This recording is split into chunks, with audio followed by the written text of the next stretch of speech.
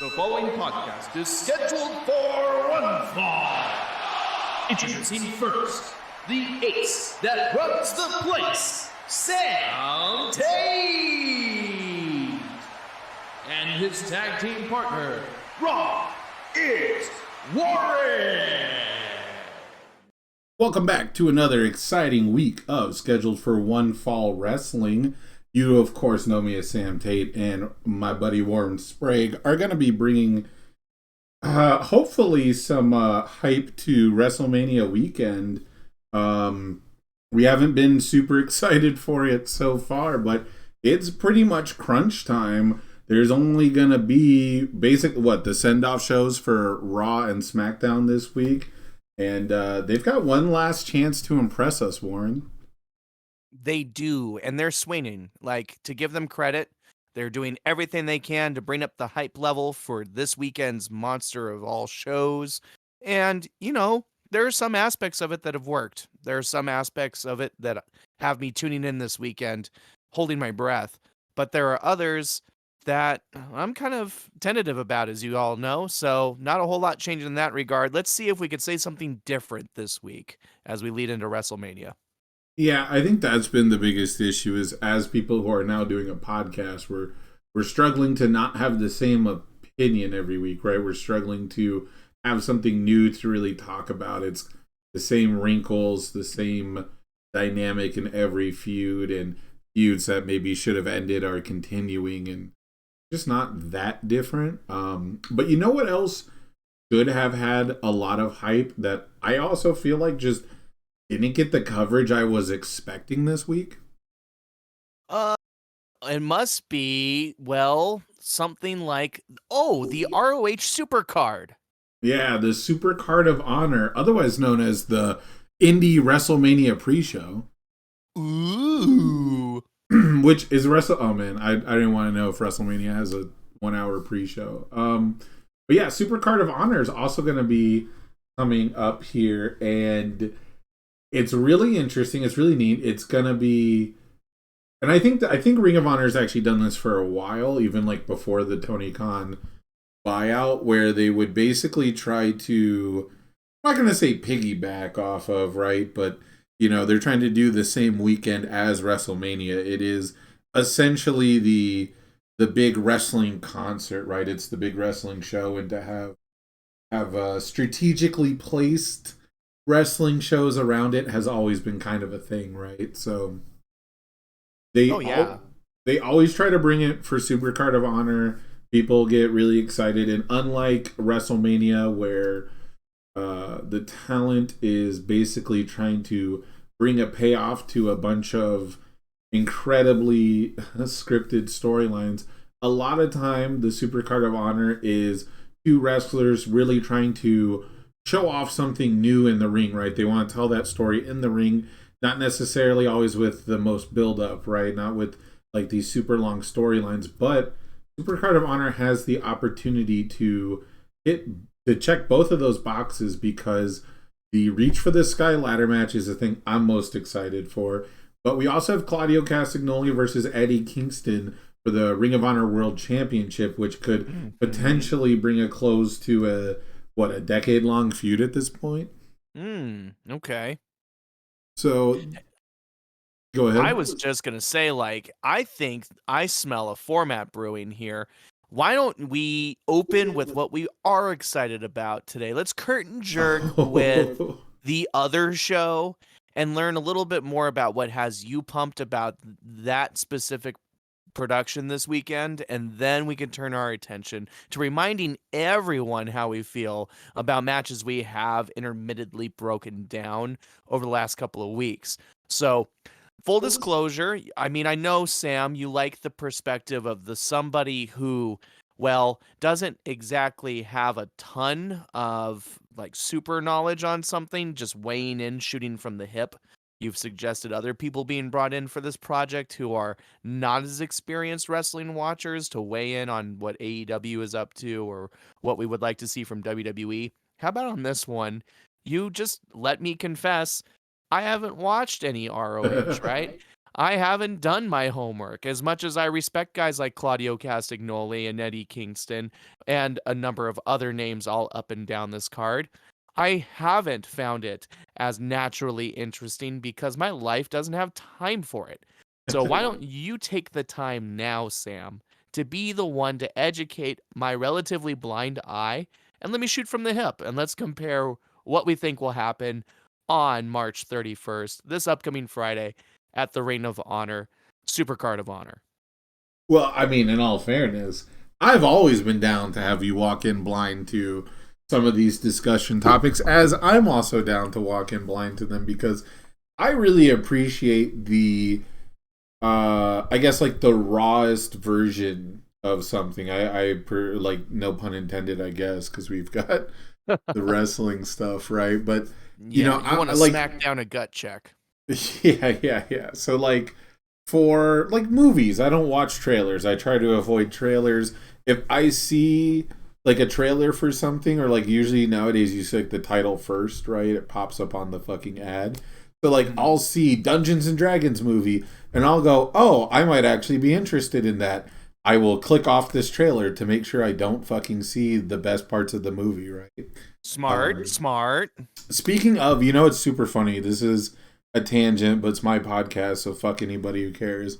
There's I can't even remember what it's called, but there's like the DreamWorks Dungeons and Dragons ripoff movie. They always do two at once, right? So like they had a movie about like magic and trolls and like all this shit. Like they just put them in a world where like humans didn't take over. It's like fantasy based. But the thing was, I watched the trailer for that because I didn't think I was gonna see it, and then I ended up going to see it with our mutual friend Brandon Green, and it was a really good movie, but the problem was in the trailer, all the fucking best parts were in it. Like literally I recognized every part of the trailer. I hate when that happens. Also, great shout out to Brandon Green. Nice to say hello. We miss you, Brandon. Come in. It's a shame he doesn't watch wrestling, so he'll never click on this podcast. It is too bad. We'd love to hear his voice. But I'm sorry to hear the film had all of its load blown right there in the preview. I hate when that happens. Can you think of some other examples in your life where that's happened to you? I just remembered the name of the movie. It's called Onward. And yeah, just every really visually stunning piece, at least. And like the worst part for me is when like a twist or something has no context in the trailer, and then it's in the movie, and it's like, because your brain, I don't know, my brain just remembers it, and all of a sudden it's familiar. I remember not liking what was it? Is it called like? I never remember the names of movies either. I'm the worst movie watcher. That's too bad. What's it's like the horror movie where See No Evil. No. Carrie. Maybe it was. No, I'm not gonna. Evil Dead. Can I explain it? Can I like describe it? I was just doing my best. It's the iconic scene where the girl's like under the table, and it's like dark vision, and she just gets dragged away. Oh, that's like the big trailer. It's like Parasite or something, right? It could be. Yeah, there's a bunch of them, but it's like the found footage movie where Exorcist. Yeah, where like the thing that got repeated in every single ad is like her getting dragged away with like the green, you know, dark vision filming from her camera type of thing. Sure. And it's, you know, this was like right after like the big zombie thing, and it started to shoot off from zombies to just like typical viral outbreaks. This one ends up being like a demon that's infesting people who are sick. They always like to go occult too, right? You know, those are the best. When in doubt, just say it's a demon. Right. Nobody can dispute that. Well, you know, it makes it scarier. There's nothing you can do. It comes from hell. Yeah. So that one has the actual last part of the movie is that scene from the trailer. And it's like once you see it coming, you're like, oh, I know what's about to happen. Then it happens. Then the movie ends, and you're like, well, what the fuck? I knew what, like, the last full 2 minutes, I have no suspense because I already know it's about to happen, and I'm expecting something to happen after that, but then it doesn't, right? You know what I mean? Dude, that's a film that doesn't have a whole lot going on, No, it but really doesn't. the tangent's been accomplished. We have a ton to talk about. There's a lot of wrestling on the table. I've got my knife, I've got my fork, I've got my ring bell. Ding, ding, ding. Feed me, sir. Let's talk about the ROH, Ring of Honor, Supercard of Honor. Right. So on the subject of anti-hype, right, or of like not being spoiled and having a bunch of hype for stuff, I think one of the reasons I really enjoyed pro wrestling is because in MMA, like combat sports in general, is because it needs that hype. It needs that attention. It needs that build up. And, you know, obviously, like, it's not going to be a trailer that spoils all the best parts of the fight, but, you know, a lot of times when we don't have any of that build up or tension, it's difficult to be invested. We talk about storytelling in these matchups a lot. So when it comes to stuff that I'm really excited for, I'm going to choose something at the top of, we're going top down, right? The thing we're most excited for. I think you should start with what you think should curtain jerk. Oh, Jerk should the curtain show jerk? for me. Oh, I see. Gotcha. I'm glad I clarified. Build me the super card, my friend. The super card curtain jerk has to be 1000% Wheeler Yuta versus Katsuyori Shibata. If that's not the curtain jerk, you're a fucking terrible booker, and you should be booted out of whatever company you're booking. Wait. Shibata of New Japan, yes?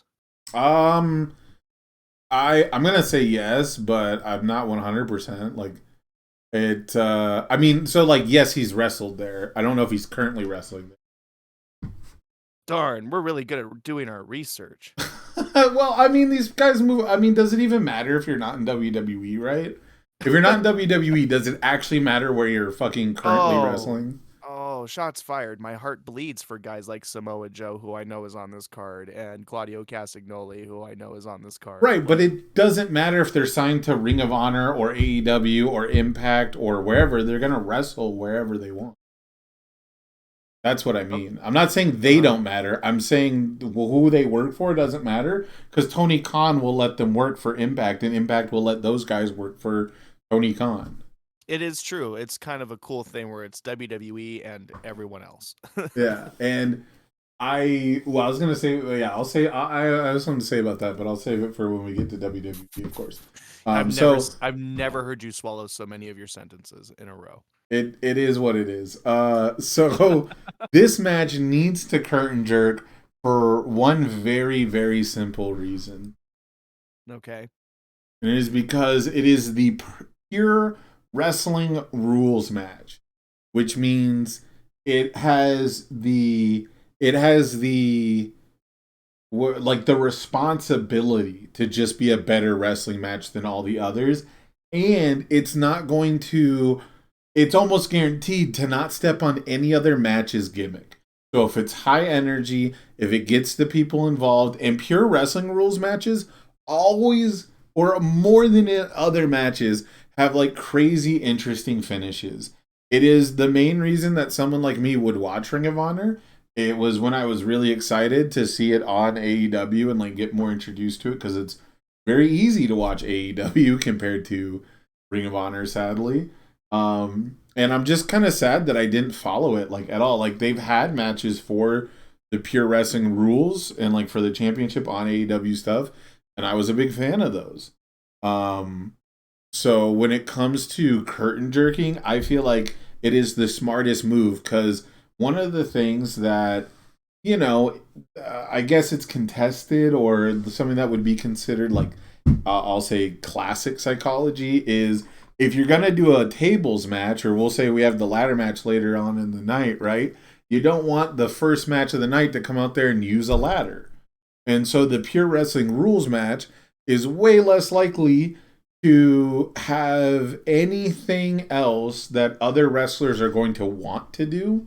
And so, you know, it's not going to have, again, like there's no hard rules in wrestling. There could be the Blackpool Combat Club come out with tasers and cattle prods and fucking spray paint BCC on Shibata's back or something like. But that gimmick's also been stolen by AEW already. Wow, I've looked around while you've been talking about this, building it up, looking for the evidence that this is actually happening at the event, so I could look at these characters. Oh, I see it here. Yes, the ROH Pure title. Interesting.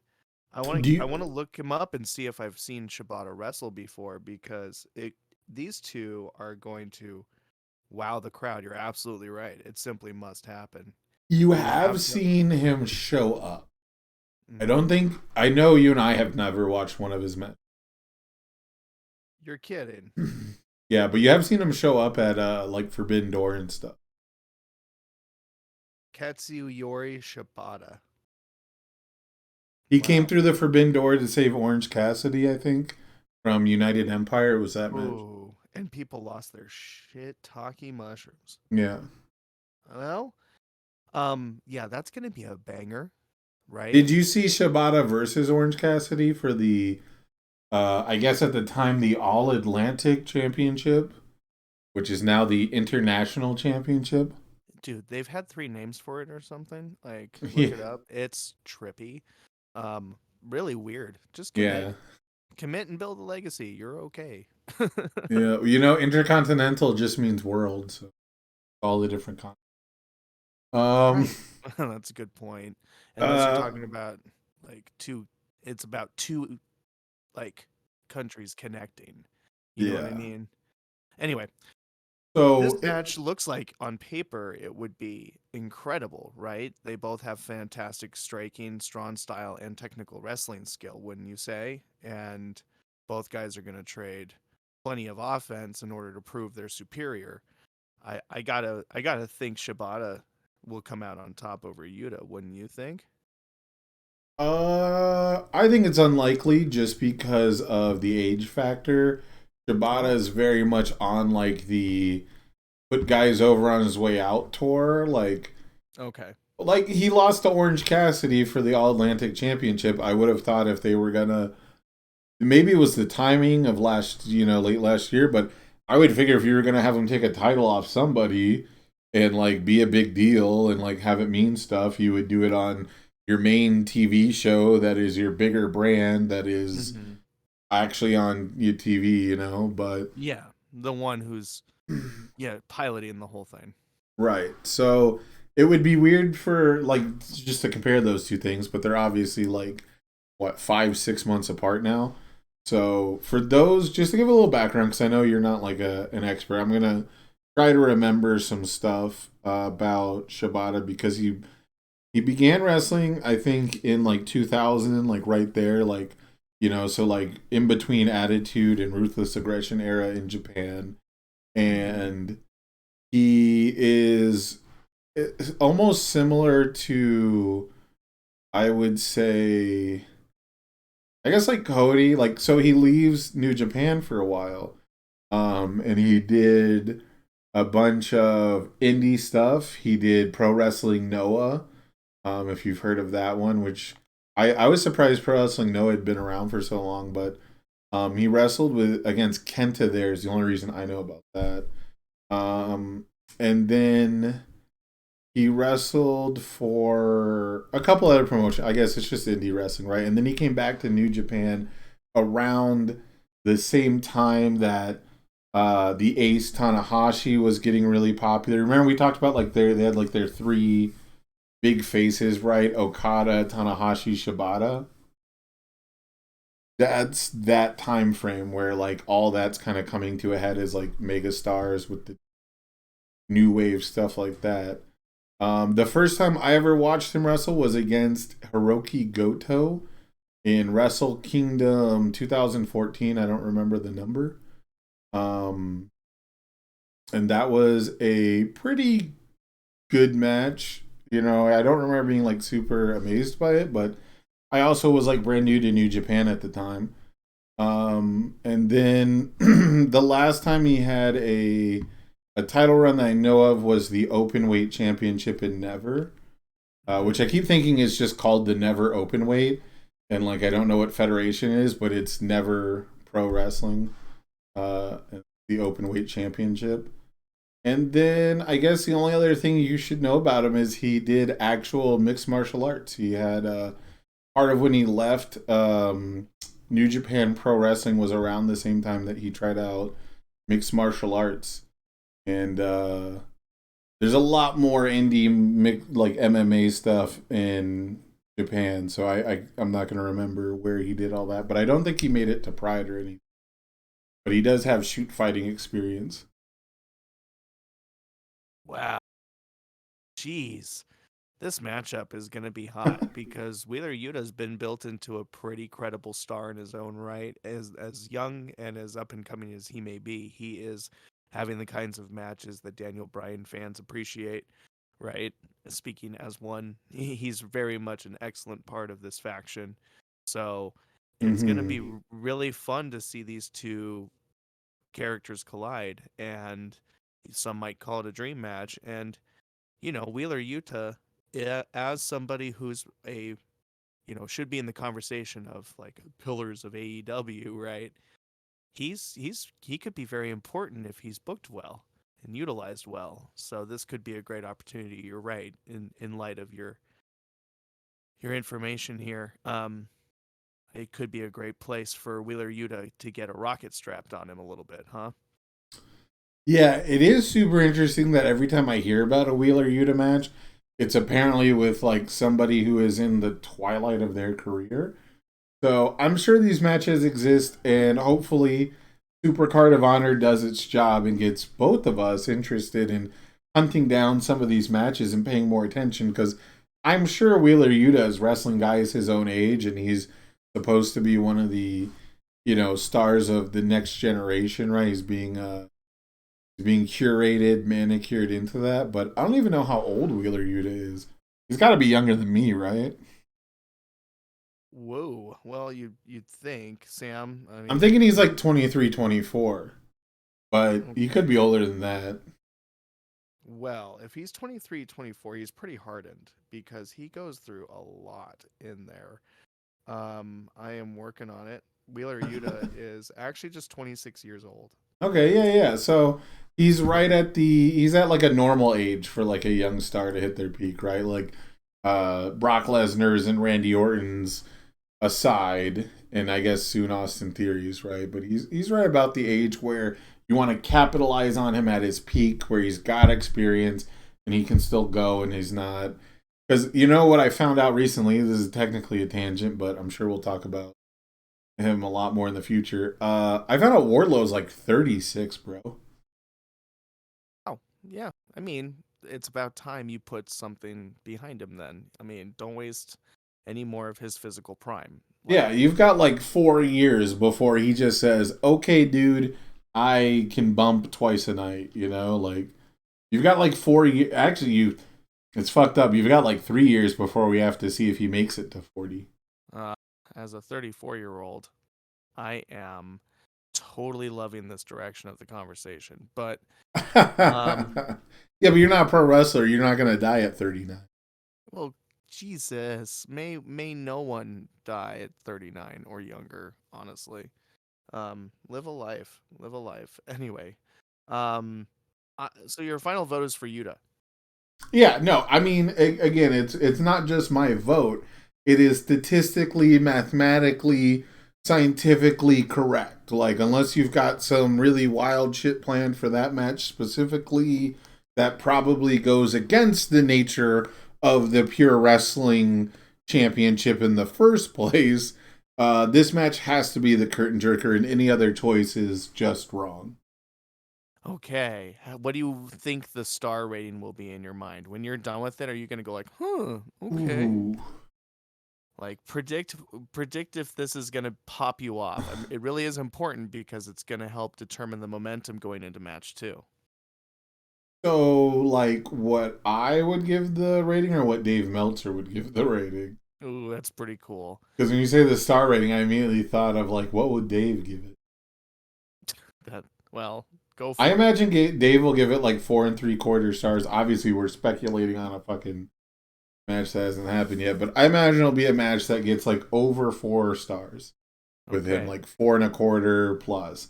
I think I'm going to end up settling at like 3.5 personally, just because I don't, like, in my head, Shibata's not going to be in his prime. He's not going to be in the shape that you'd want for a pure wrestling rules match, but I could be out of my mind, right? Like again, I've not gotten to watch him wrestle leading up to this, and he looks like he's in good shape, but I mean, how like he's been wrestling for over 20 years. And he has actual MMA experience, and he's not a big dude like Brock Lesnar who, got to fight submission specialists and stuff. He got knocked out like 10 times. So, it's it's a toss up on whether it'll be like 5 stars or 3 stars, but I don't think it'll be any less than that. And I think the main thing is I do think it'll do a good job of setting the tone of the night for being epic struggles. I think all of these matches need to be like a crazy struggle where you can't even stand up to celebrate at the end of the night, which normally would go against good booking sense. You want like the main event or like one match to play that story, right? For that to kind of be the case. But I think like 5 out of 7 of these matches should end up in some kind of, climactic struggle in my head. Oh man, that's wild. Okay. Well, then what's next? Oh, you're not gonna go? You don't want to dream book with me? Oh man. No, it's okay. You don't know what you're talking about. I'll go. Exactly. For the second match of the night, let's see, we only have the one women's match, right? For some reason in my head, Mickie James was on this card, but that's probably an Impact only thing. That's too bad. Yeah. She would have been fun. Hey, she might show up at WrestleMania and lick Trish or something. Who knows? Ooh, that's a weird payday. So I guess second on the card should be, man, it's probably not fair to the AAA Mega Championship, but I think I'm putting El Hijo del Vikingo versus Commander up next because I expect that match to be like a flip side, like the complete opposite. Maybe outside of like brutality or like no DQ. A big thing about this, right, is all these are for championships, which I think is smart. Mm-hmm. Yeah, you had pointed that out in the pre-show, and that is pretty awesome. You make everything extremely important that way. Yeah, I think you should like. I think if you have a belt, it should be on the line. I'm not saying every match has to be a title belt match for your biggest show, right? But like at WrestleMania, every title should be contested minimum, which is why having 12 titles is fucking stupid. Because when you have a show as big as WrestleMania, you inevitably start leaving some off, and then it feels bad. Like it feels like that title doesn't mean anything. Mm-hmm. Shots fired, as we'll see as we make our way through the show.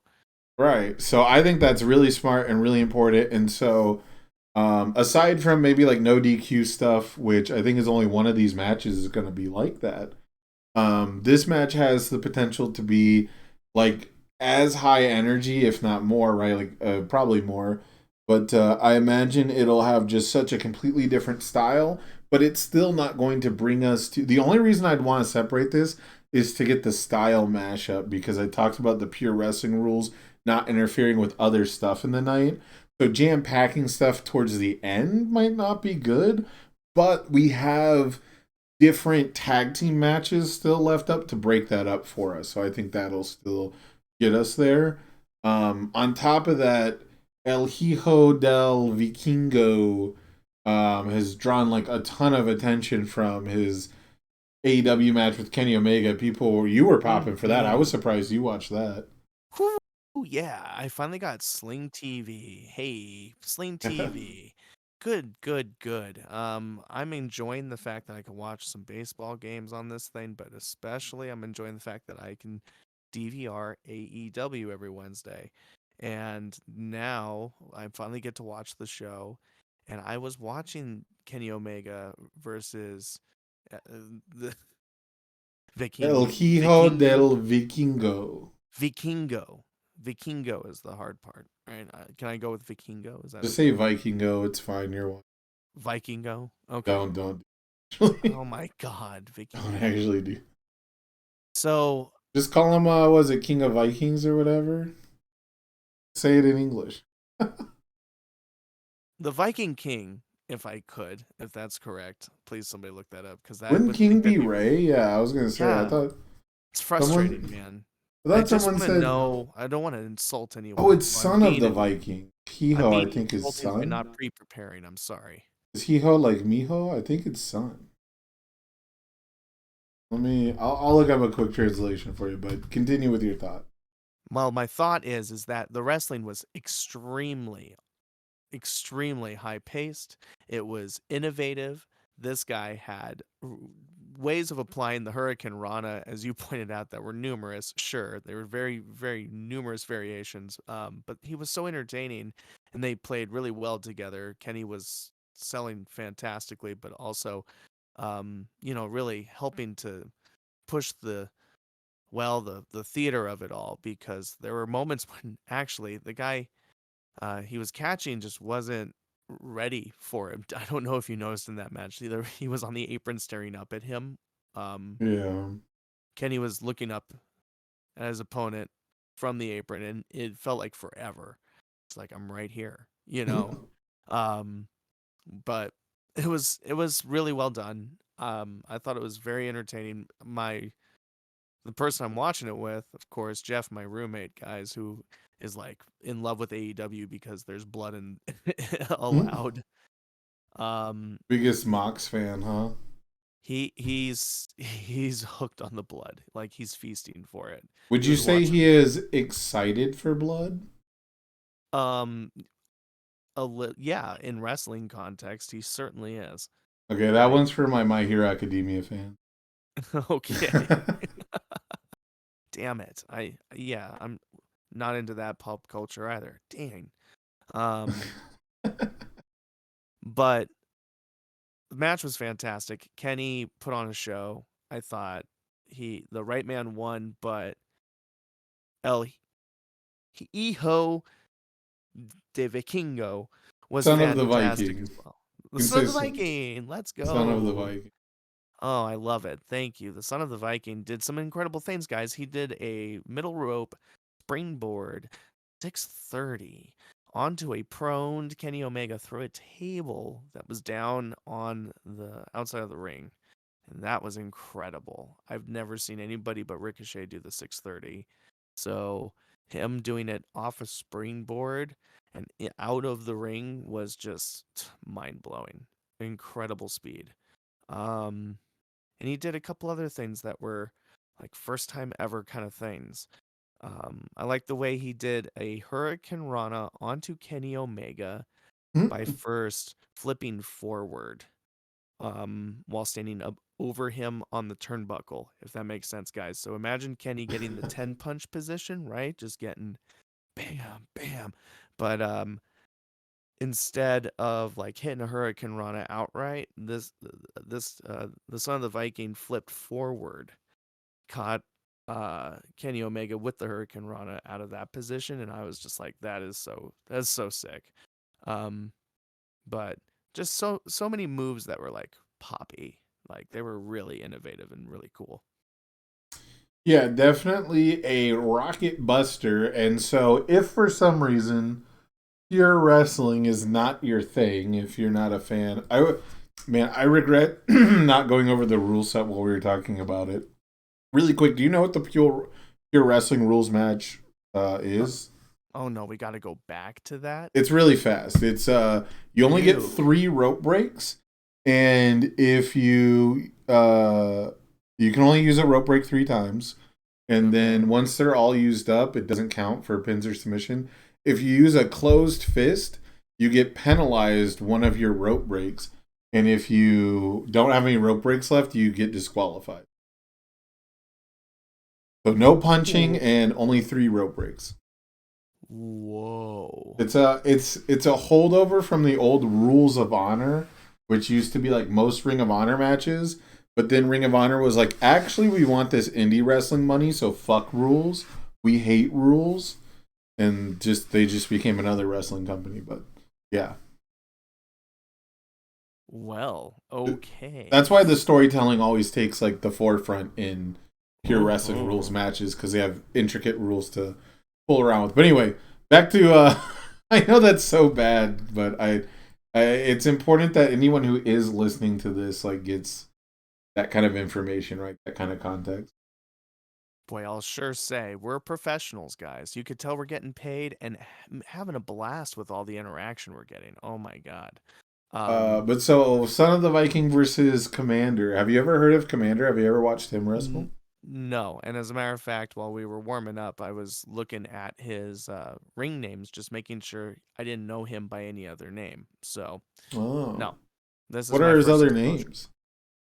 Oh no, I have to go back to that research. No, you don't Understood. have to. If you don't remember, then it wasn't important. I was wondering if I'd ever seen him. I've seen him like once on AEW or something, I believe, right? Like I've definitely almost for sure seen him wrestle, but it didn't leave a major imprint on me. Right.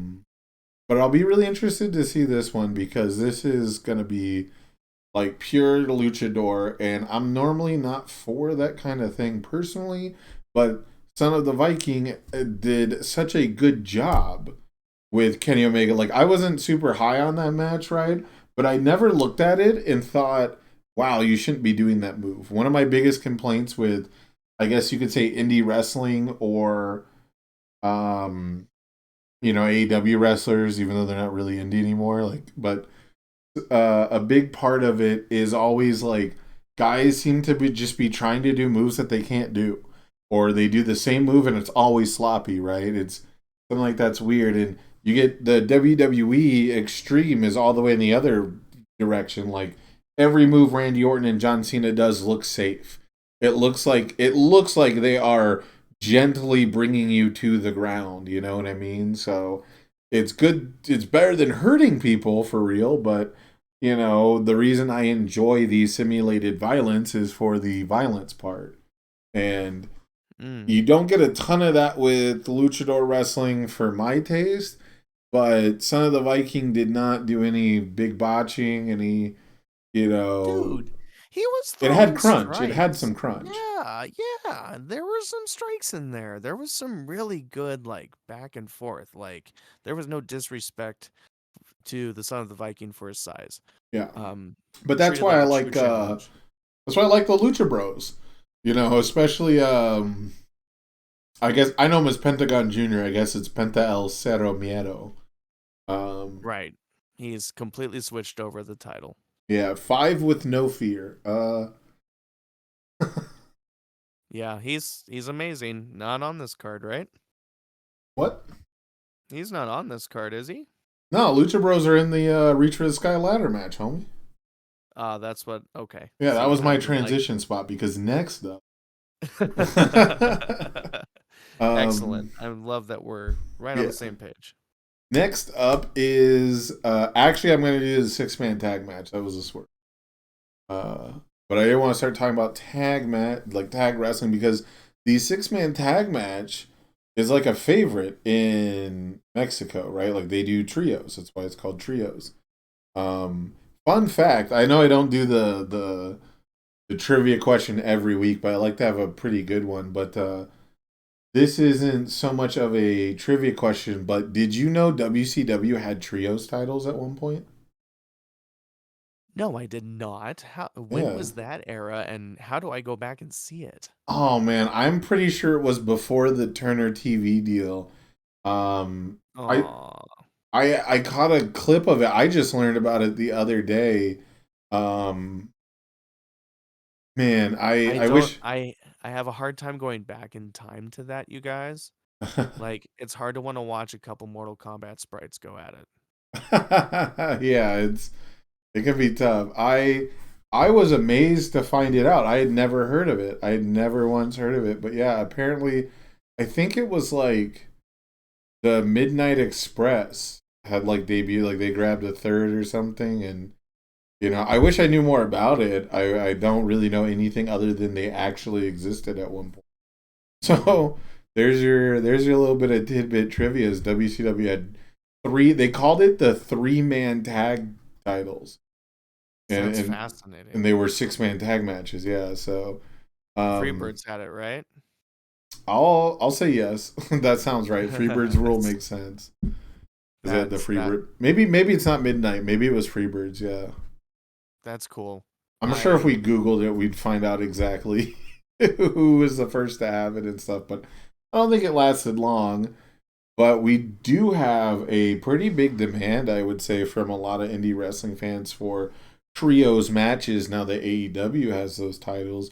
And we're going to see the Embassy, which is Brian Cage, Khan, and Toa Leona, which I might have butchered all those names, as the Ring of Honor 6-man tag team champions with Prince Nana.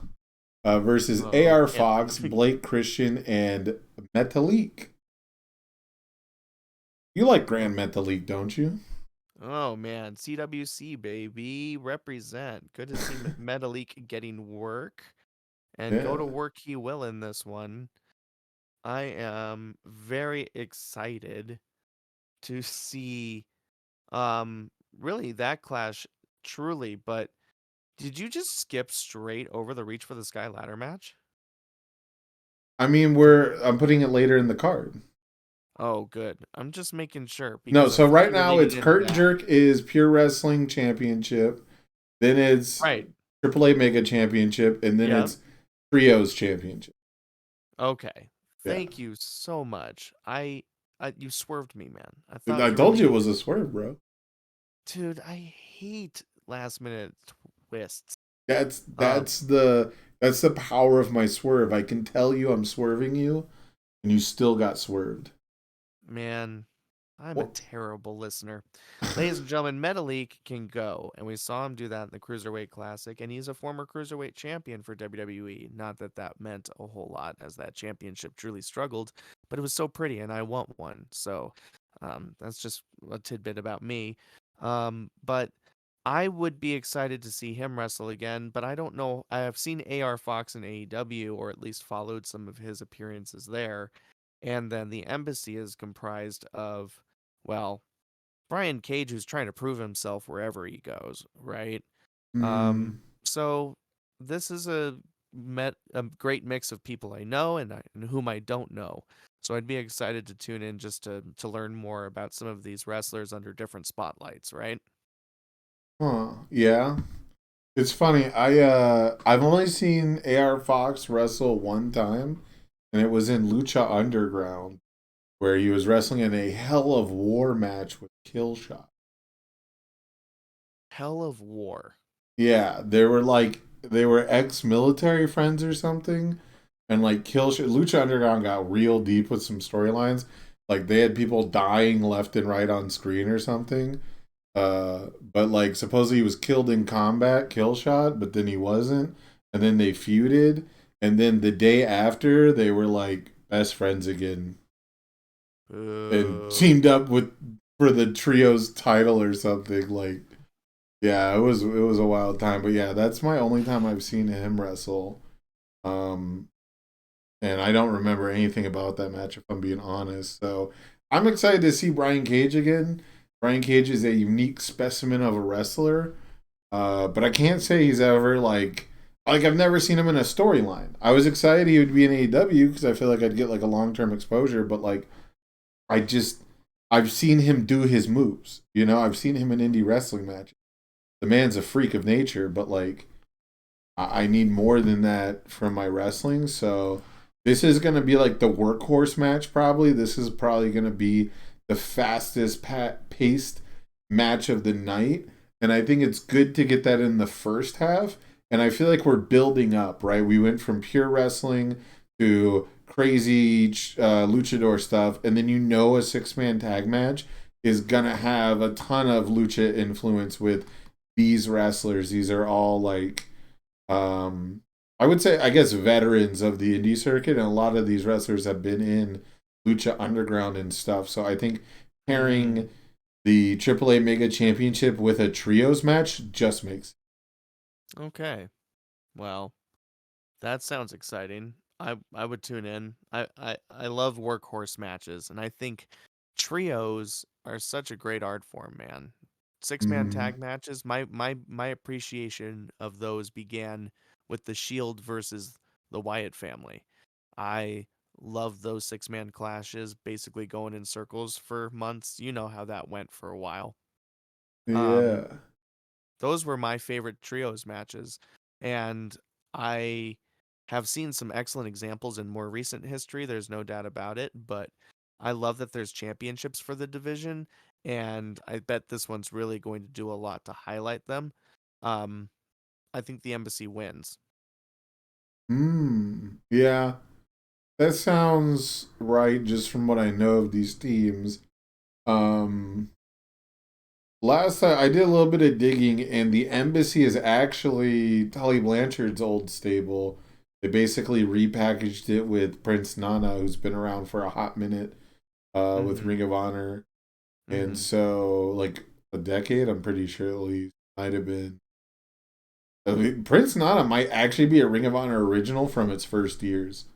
I don't know that much Wow. about him, but I could be mixing him up with someone else. But Hmm. so yeah, it looks like he took over Tully Blanchard's old stable of the Enterprise or whatever, and they just were like, "All right, it's the Embassy now." So that's kind of funny. Uh-huh. But I actually watched them win the 6-man tag titles from Dalton Castle and the Boys, and that match was pretty entertaining for what I would consider a indie mid card tag team match. So putting them right in the middle of this card sounds a okay to me. Sounds good. Now you're getting into that. Okay, we're really at a peak, right? This is some great Yeah, action. What I what's what can possibly follow that? I'm gonna fucking blow your mind here. You ready? Oh boy, I'm nervous. I have a feeling I know what's coming. You ready to have? I'm at. Well, what do you guess? I'm gonna let you guess it now that I've told you it's gonna be a bombshell. What do you think comes next? I think you're putting Eddie Kingston versus Claudio here. You're goddamn right. I am. You're Wow. absolutely goddamn right. I Okay. I'm putting this match up next because even though, and this goes against, this is not something you'll ever see me probably do again because I think your world championship goes on last. I think the Right. world championship main events. I think main event means it's the last match. I don't give a shit what contract Eric Bischoff signed with Kiss and the Kiss Demon bullshit. The main event is the final match of the night. And I on any other show I probably would not put this here, especially right at the this would be the fourth match, right? So we've got three more. But I think it sends a really cool message to the importance of the other matches that are going to come up. And I think that um this match hasn't had this is the number one match that I'm surprised the build hasn't gotten back to me, right? Like I can't say I follow Ring of Honor super good or anything, but I thought this match would get bleed out. I thought I would see people talking about it on social media. I'd see YouTube videos. I keep getting pro wrestler insider spoilers for WrestleMania and shit, and like I can't get one clip from this feud at all. So Wow. maybe if I had followed it, like the build for it, I would be putting in the main event still. But I have a feeling that this match already happened, and I have no other context outside of it, so I have to go based on who these wrestlers are and who these two guys are. It's fourth slot of this card. Oh my God. I can't believe you're doing that to the world champion. But I also agree because I felt it coming. This feud hasn't had the spotlight on it in a massive way for whatever reason. But these guys have a ton of history, allegedly, right? I'm not familiar with it because I haven't been able to follow their indie feud. But if you have a legendary indie feud, you're a pretty awesome pro wrestler because it's hard to live in the indies. And if you survive in the indies and thrive in the indies, then you're a legitimate talent. And both these guys will beat that legitimate talent out of each other, with all this history between them and this kind of prize on the line and this placement on the card. But it makes sense, man. You gotta bring some sizzle to the table, and something didn't sizzle with this somehow.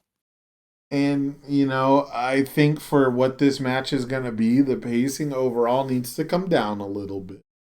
I think we did a good job of rising the action, right? We started with actual wrestling, then we went to flippy luchador stuff, then we crowned the flippy luchador stuff with 6 motherfuckers doing it, including Brian Cage. And Claudio Castagnoli is going to ground us. He's going to bring it back. We're going to loop back around, right? Blackpool Combat Club going to have that vicious grounded style, and Eddie Kingston can really work with that. And I don't think of Eddie Kingston as like a particularly high work rate kind of guy. He's not exactly out there running the ropes to do all his moves, right? So I think pacing wise, who these two guys are, that's their spot on the card number 4. Okay. Well, I have seen enough Eddie Kingston in AEW to know I really respect him. And, he's such a good promo guy. Good promo. Everyone talks about his promo. His promo is insane. He's just living it, bro. He's just living it. That's right. That's what it feels like, is that he's just truly in that mindset of his character. He reminds me of like people I went to school with and Daniel Bryan's wrestling character at the same time. Kind of interesting. Like Daniel Bryan's like, I've always been fighting, just fight me. I can out wrestle you, like all out, like Eddie Kingston brings that, and that's a good character to have. He's a live wire, man. He's really cool. He's like Enzo Amore all grown up. Yeah. And then Claudio's a god, I forever wish he could have been treated with more respect in WWE, despite I wish they treated him more respect in AEW. Fucking shuffling him off to the Ring of Honor fucking company. Come on. At least he's on top of the mountain. But the fact that it would be the 4th match doesn't say a ton. That it could be. Maybe he goes back to AEW and focuses more there, where he could be part of the Blackpool Combat Club as a trio piece, for example. Eddie Kingston can be the champion of ROH because he's committed to ROH, and it makes sense. And because he doesn't get along with the prissy bitches at AEW's locker room. That's right. But he deserves to be a champion somewhere. And I think Claudio's the type of guy who has beaten him before, who absolutely is not selfish. He'll put him over, and it'll be a good match. But maybe Cesaro's focus is finally required elsewhere with all this Blackpool Combat Club stuff turning heel, really, really turning up. So, yeah. And then then the next match should be pretty obvious after that one, right? Well, I have to hope. I mean, have we talked about the women's world title match? No, we haven't, and that is the next one. Thank you. This is the most random one on the card. It's Yuka Sakazaki, who is absolutely adorable, and actually, I'm not gonna act like she's one of my favorites or whatever, but I've always enjoyed watching her. Like the handful of times she's been on AEW and stuff, and I've wanted to see more of her. But I'm just not a huge Athena fan. But I want to give her this opportunity as champion to really wow me. And a lot of people are her fan, right? So, like, taking aside my personal bias, this match still has to be deep in the card. And I think putting it one spot deeper than the men's world championship is kind of saying that I have a vote of confidence that this one could be a banger and it could be a like higher energy to build us back up to that main event. Whoa, man. Is ROH known for putting women's matches above men's? I don't think so. It might. If anyone would, it'd be Impact. Impact has had like more intergender wrestling. They had Tessa Blanchard as a world champion at one point. So like if anywhere, that'd be an Impact thing. Okay, so I'm gonna go ahead and say. Oh, and Mickie James, real quick. Mickie James was also like Impact Women's Champ, right? And she's like the actual biggest advocate for women's wrestling. So, well, I love Mickie James. I have already said that for sure over our different shows, but I'm gonna go ahead and say this is your hot take, and I would love to say this is probably the curtain jerker because what I'm looking at says like Yuka Nakazaki hasn't even been formally announced, has she? Wow, I can't even say her name right. Wants to put her in the curtain jerker match. Warren Sprague hates women confirmed. Oh, it's Sakazaki. I'm sorry, friends. Wow, look at this Jim Cornette motherfucker out here who just hates everything about current wrestling in Japan. Whoa, I would never say that. And you know that's not true. That is the clickbait title now. I am not. Warren Sprague hates women. That's ignorant. I'm not like that. I know what Roz Warren stands for. Really against women is Warren. I'm having too much fun with this. That is inappropriate, and I would like the libel to stop. You are besmirching my good name, sir. And okay, William Regal, tell me more about this matchup and why it should jerk your curtain. I'll have you in Colt. I'll have you in Colt. I don't know, man. I think it would curtain jerk because it's not a formally announced opponent. And it's most likely to curtain jerk. That's what I'm saying. So that's all. I'm just gonna say my Booker's hat says that has to start. But I love that you tried to put it there in the card, and I'm definitely not a woman hater. How dare you? It was a vote of confidence, I said. I gave him the vote of confidence that it would be a pick-me-up from... Well, I respect it. And, I feel something when you said you're not the biggest Athena fan. I have absolutely tried to get into Athena, but her acting is so wooden to me and like so thin that you could just see all the overacting, and it's like, oh my god, so hard for me.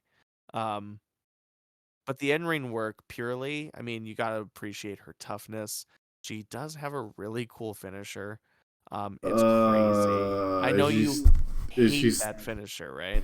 Wait, I was going to ask, is she still using the cutter off the top rope? It was a stunner off the top rope, of all things. Yeah. If anything, it's really more of a snap. The former Eclipse. I don't know what it's called now, but I don't. Oh, yeah, she's not really doing the moon thing anymore, right? So now it would be like, what? The Warrior's spear, the Warrior something? Princess kind of thing, yeah. Yeah, she's doing Athena, Warrior Queen, Warrior Goddess. Yeah. Oh, it's she's got wings and shit now, so she could do it. She could call it the two-winged angel and piss off Kenny Omega fans. Not bad. That'd be really cool. I like that. But that would be something that would make the match stand out for you, I'm sure. I'll give Athena this credit.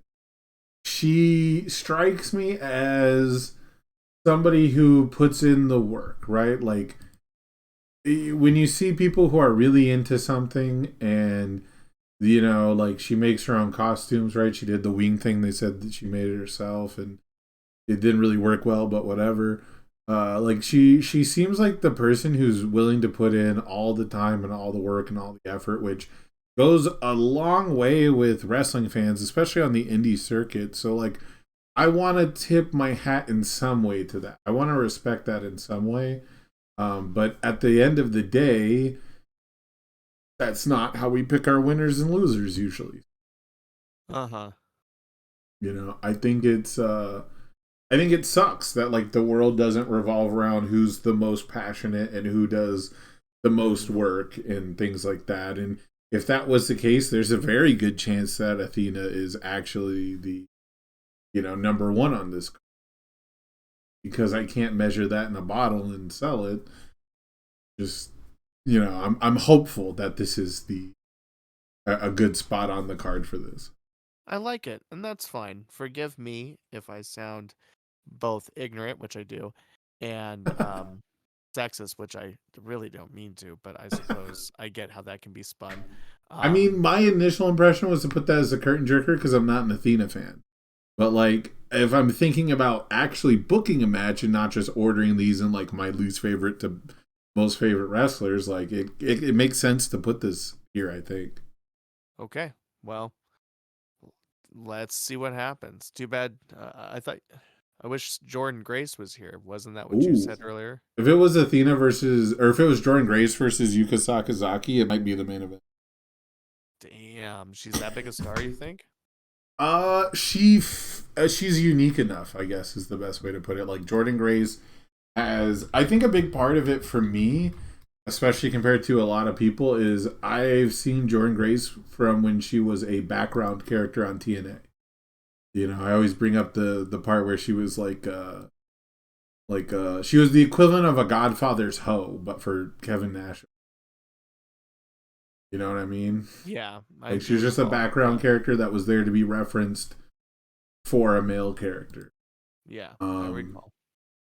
Now Jordan Grace has had some really bad hot takes on the internet, so I don't want to loop myself in completely with her camp or whatever. But like, part of wrestling is about having a kind of weird face and a unique look and a different take on things. So if she ends up to being like the Scott Steiner of the women's division, where her promos and her ideas are just Looney Tunes and out there, but once a week I can watch a jacked woman just pile drive the fuck out of someone else, I'm here for it. Yeah, she's a freak of nature. We've watched her for years, and I think she's very unique. And she's really grown into what she can be as a star, and it's time to get her as much exposure as possible. I think she's great. So, um, moving on from that, there's only 2 matches left. Am I right? Yes. And you can probably tell there is a similar thread between them. Yes. Recently there was a tragedy in the wrestling world that's really shaken everyone. I think the most wrestling world shakening tragedy since Brody Lee passed away a few years ago. Yeah. But we lost Jay Briscoe, and being somebody who has only maybe been blessed to catch them in indie shows and didn't realize what I was seeing, Mm-hmm. I understand his outreach was incredible, and I just wasn't part of it, and that's always kind of disappointing to me as a wrestling fan, because I do love what I know so much that it always saddens me when I'm like, oh, I wish I felt more personally connected. But by seeing all my heroes, people who all across every level of wrestling involvement, um, outpouring their sentiments over the loss of Jay Briscoe, I feel just as mourning, as they would, because the wrestling world lost a hero of a person, and somebody who's innovated from the ground up. I understand. So, these last 2 matches pay tribute to him, by highlighting him and his brother, Mark Briscoe. Mark Briscoe is on the card still, so I have to imagine, because of the level of the tragedy, you're about to give us a real climactic confrontation here with the Reach for the Sky ladder match. Yeah, so it's kind of interesting that we didn't really cover it until now, and it's just kind of in a weird spot because I wouldn't say either of us were like the biggest Briscoes fans, but I've actually watched a surprising amount, because every now and then, if I'm hanging out with my father, he's an old dude, so like cable is still a thing, right? Like whenever I sit down on the couch in the living room, it's like put it on YouTube, find something digital, find something on demand. Sure. But he's an antenna guy, and you'd be surprised how much Ring of Honor pops on the antenna. And so every now and then we'd be sitting around, and I don't like a lot of the stuff he likes. He doesn't like a lot of the stuff I like. But wrestling, even if I don't like it, because we could sit around and make fun of it, right? So, right. We've made fun of a lot of Ring of Honor together, just killing time. And the Briscoes are on like every fucking episode. Wow. And what some people may not know about me is my family's very Southern. My parents probably wouldn't agree with this, but they're redneck. They just don't know it. They just don't leave their stuff in the front. Leave all their shit in the back. But so That's funny. Yeah, so like there's a little bit of a unique perspective when your father went to school with people who are very much like the Brits. Interesting. He recognizes, and like, my old family's, like when I see the Briscoes and their presentation, everything, there's still something very familiar to me about it, even though I was never close to like my side of the family that's like that. We didn't stay in like that part of Florida, right? Like we lived in Orlando, like Buenaventura Lakes, like suburbs basically to like Disney, rather than like the backwoods and stuff like that. And so I have like a weird appreciation for stuff like that. Even as close to it as like the Bray Wyatt swamp match or whatever the fuck they had. I love shit like that. And so I feel like the Briscoes have like a special place in my heart for pro wrestling because they can absolutely go in the ring and they have a unique presentation, right? Like they have something that no one else had. And so there's like, I'm going to shit on other teams in a minute here, but like there's so many generic ass tag teams out there, bro. There's so many guys who are just put together. There's so many dudes who are kayfabe, or at least they used to be, but not so much anymore. There's so many like kayfabe brothers out there and stuff, and there's so many guys who eventually, even if they are a great tag team, have to split up. And like the Briscoes really are unique in my opinion. And I would have said that before Jay's passing, but I wouldn't have. I don't know. I wouldn't have had too much of a reason to talk about them, right? And that's what's really upsetting is they've been sequestered. They've been stuck in like basically one place. It's pretty much just been Ring of Honor for the most part. They didn't even. I don't even think they really like moved over into like Impact stuff too often, right? And so there's definitely some bangers out there. The little bit of stuff that I've seen them do with, even guys like the Young Bucks. Or like Kevin Steen and Sami Zayn / El Generico at the time. That stuff was always really good, I never really clicked with the gimmick, right, with the them boys type thing, but I've always appreciated that they like held that spot in pro wrestling. And so if there's any time to shine that light, right, if there's any time to really go out of your way, I guess you could say, for a Mark Briscoe, like it has to be the Super Card of Honor following his brother's passing, because there's, I don't know, there's no one who can fill that void. I hate to say it, like, I'm not going to say if anyone passed away, but like if certain tag teams broke up or whatever, we can fill that void, right? Like if Alpha Academy broke up today, I can find another fat guy and another shoosh guy, and it's the same fucking team. Oh man, you're rude. It's true.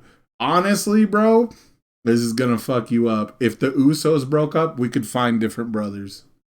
You can't replace the Briscoes. I think you could replace the Usos before you could replace the Briscoes. Well, you do have Solo. I mean, they're just mean mugging. The Usos are just mean mugging. They're just mean mugging wrestlers. Like that's all they do. I can't even find like a second adjective for them. Like that's all. They're just mad. They're just angry and they're just sour pussy. Like I don't give a fuck about their, But like the Briscoes are out there doing. I think you could go with Polynesian or Samoan, right? Oh yeah, but I wouldn't want to make it about race. I'm not racist. No, it's not about race. It's about their heritage. They're proud. How about proud? Oh, you can't replace their heritage, I guess. You can't replace the bloodline, but I don't know. Yeah. You can replace their wrestling style and like their characters, but you couldn't replace the Briscoes just because of how well they know each other and play off each other, man. They were real characters. That's what I'm getting at. They were real characters, and the Usos and like so many other tag teams are not like two real characters. They're like a singular entity almost. They're like trying to be like a uniform entity, and the Briscoes were not. And so, I think that you put on the Reach for the Sky ladder match second to last. I think you give Mark Briscoe the main event. And I think because this allows Mark Briscoe to come out and like say something nice, right? Or like have some kind of a moment where he relinquishes those titles that he's technically carrying by himself right now. I guess they've already been vacated, but you know what I mean. Yeah. You know, like if he's not hanging the belts to start this match, like you fucked up. Yeah, pay tribute to the entirety and the reality and the history of the moment. You know, honestly, bro, if I don't know if it's a good idea or not, because if I remember correctly, Mark is not the talker of the team. If I remember correctly, and I don't know how much they shared the duties, but I'm pretty sure it was very heavily skewed. It was more of a Matt and Jeff than an Edge and Christian, if you know what I mean. And so, like legitimacy. well, I meant like Actual as in brothers. No, I meant like as in who does the talking. Oh, sure. Like Okay. Matt does the promo, Jeff just is there. Like this is how it is. Like when Matt did his solo run, he did way more promos. Matt and Jay, or Mark and Jay, were more interactive with each other. Well, I'm saying I don't think Mark does too many promos, but my point is that I think if you wanted to really make this pop off and really make this special, you actually have Mark do the ring announcing, like the ring entrances for all of the teams. Well, that's just a lot of special treatment for this, but it does seem to be the type of opportunity to maximize the moment that should call for what you're saying. I respect your perspective. There's a lot of history here. And, you know, for some promotions, you put something like this right off the bat to really get the crowd totally into the night. But it does deserve main event booking, co-main event booking, because of the gravitas of the moment and the meaning and the visceral meanings behind all of that. So he comes out and he hangs the belts, but let's just go over everybody who's in this. Like, why don't you power rank for me as you introduce them? Power rank for me who would win this match. So start with the team least likely to win. The team least likely to win is Top. Okay. Hey, kudos to them for getting lots of work over at AEW. You see them all the time, but they seem their personality is underdeveloped. Their in-ring work is excellent. But their name is weird. It lacks distinction, right? You would think that I would be a fan because my whole gimmick, if you notice on my channel, I have like little wings and my whole gimmick is like flight school shit. Sure. And so I was really excited when I heard the name, and then I saw it was just Dante Martin. I'm like, ew. Well, there you go. Dante Martin is incredible, and I have seen his single work. So, what we know is that they can totally eat minutes of a match up, you know, and give a lot and take a lot. So that's a lot, probably what they're here to do, is facilitate a lot. And I'm excited to see them perform, but it's understandable why they don't necessarily seem most likely to win. Continue. And then I think they're actual brothers on that subject, so they might actually have a good chance just because they're actual brothers. But next up is probably Matt Taven and Mike Bennett. The Kingdom is a Impact Wrestling tag team, right? So at least as far as I thought that they were. Obviously, we're not experts on these other promotions. But I do think that they were IWGP Tag Team Champs at one point. So they're not like dipshits or anything. It's just ever since Adam Cole left, like the Kingdom hasn't been the same. Well, nobody would be the same if you don't have Adam Cole by your side, right? Oh, I didn't say Bay. Legally, same guy. You have to say Adam Cole, Bay, or else it's not him. Adam Cole, baby. He had a fire segment at Dynamite. He was pretty good. He made his return to he's not on this card. He's not on this card. Cool. So the Kingdom is second to last to win. I lack a mountain of familiarity outside of what I know about Mike Bennett, and the whole marriage to Maria Kanellis, and that is the most exciting thing about it. Ouch, and ouch, guys. Hey, she's also a pretty good advocate for women's wrestling. Of course she is, and she's grown so much as a wrestling personality from how we met her to who we know now. It's transcendent, and it's inspiring, and it's phenomenal. So a legend of women's wrestling there is Maria Kanellis. Who is next least likely to win this match? I'm going to say Aussie Open, if only because they probably have better things to do, and also like bookings. They're still New Japan guys, right? Like, I'm not tripping. Oh, I'm not going to sit here and tell you I know who Aussie That's Open true. is Okay, yeah. heavily. That's true. They might. Maybe I've seen a match or two. Right. Well, they're the United Empire guys. They're Will Ospreay's flunky.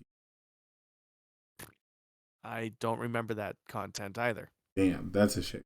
So you didn't watch Will Ospreay versus Kenny Omega? They're the guys who come out with ice packs to consult.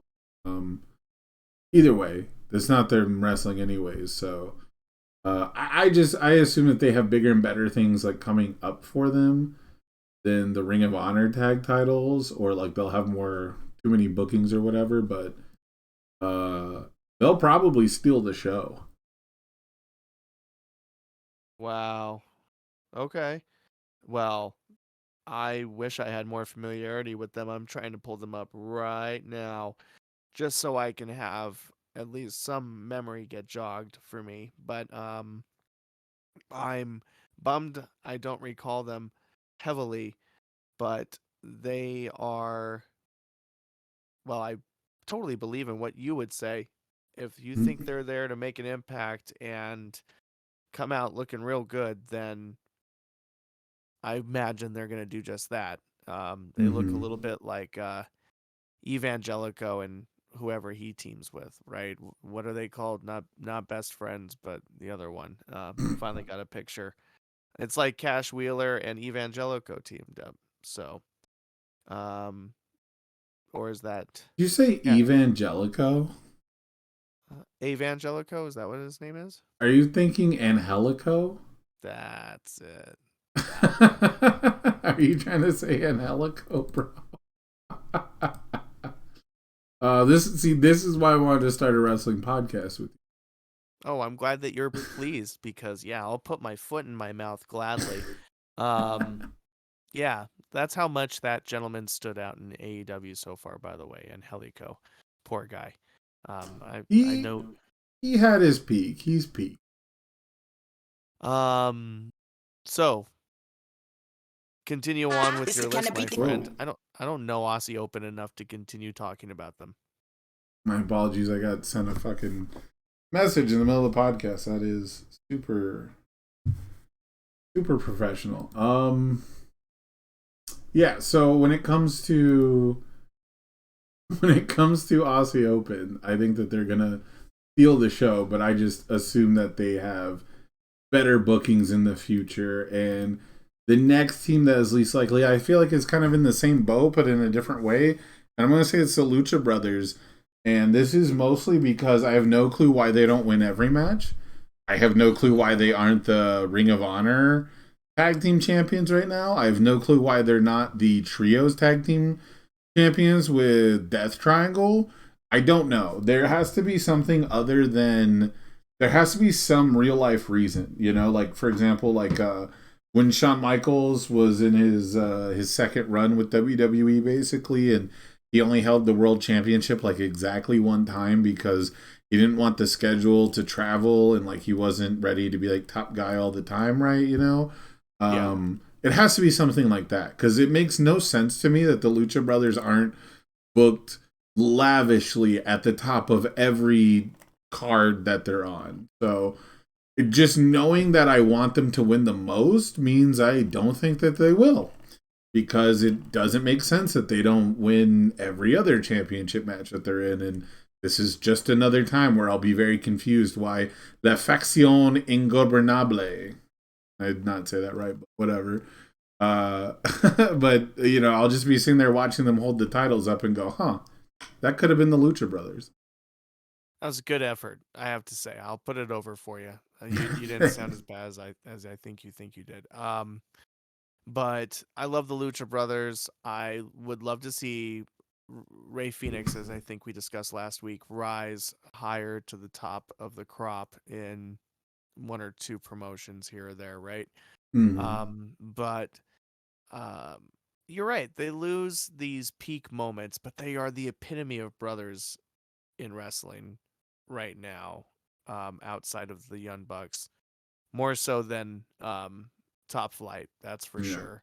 That the main reason I could see the Lucha Brothers actually winning, besides just being clearly the best team on this list, just gonna put it out there, like by heads and shoulders, the best team on this in this match. But the other reason why the reason why they should win really is because they are brothers. Right, there you go. It's true. That's what I'm saying, is that gives them a pretty strong shot, and maybe my favorite to win, despite where you're putting them. Even knowing that we have two more teams to announce, right? I think it's two. So, do we? I only have Top Flight, The Kingdom, Aussie Open, La Facción Ingobernable, and Lucha Brothers. Okay, so they are the most likely to win, is what you're saying. Yes. Oh, there you have it. I'm saying La Facción Ingobernable is most likely to win. I love it. Let's do it. So I hope so. Yeah, and I think that they're most likely to win only because everyone is so high on Rush, and it seems like he always has dud matches in AEW. But everyone's so high on him, and everyone loves Los Ingobernables, so I wouldn't be surprised. Also, I don't see I think for this style of match, right? Like having a luchador team win, or Rush isn't like the most traditional luchador, excuse me, and Dralistico, sorry, is someone I've only watched wrestle once in a tag team match where he was selling the whole time, so I don't know. But I really think that they have like a great chance to have like a interesting way to win the match. They have like a way to set something up really cool where they end up winning, and it might not necessarily because they were just the toughest guys, right? But they do have great matches with the Lucha Brothers already, so that should be pretty good. Well, I don't know them off the top of my head. I think Rush has had a couple of matches in Japan that I've seen. Mm-hmm. And maybe one in AEW. So I can't place them from here or there, clearly. But I take your word for them as a team to watch, and I would be excited to be exposed to them, especially if they get such a strong highlight in a match with so much history that means so much to so many people and to a spirit that's no longer, with us here on Earth. So if you think they can win in a situation like this, then I wish I knew them better. And if your prediction comes true, you're going to have to tell me if it's a match worth checking out, because I love these multi-team ladder matches. I those put your body on the line matches, as I would call them, where you want to do something that might change your career forever, but it's a real high-risk athletic thing to do. I love these matches. So this would be my most likely to tune in, because I get to see this crazy ladder match with so much meaning behind it. Like, this really seems beautiful if it's booked this way. I know WWE might throw this at the front of a card, wouldn't they? Absolutely. And this ladder match is the reason we spent an hour and a half talking about this tonight, because in my heart, deep down in there, I guess brother teams And tag team ladder matches are something that has cemented my love for pro wrestling.